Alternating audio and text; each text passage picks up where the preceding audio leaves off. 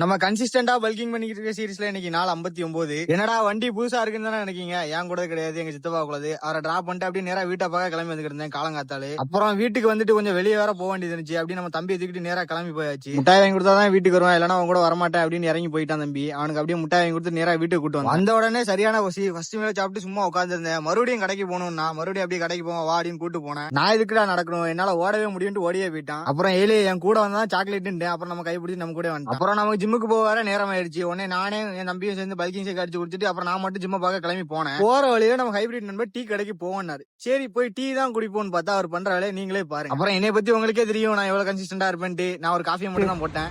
ஆளு வாப்பேன் இன்னைக்கா ஒரு வீடியோ இருந்தா அது அப்படியே ஒரு சைடு மின்னல் மாதிரி போகும்போது சடா இருந்தா இருக்கீங்க வருங்க.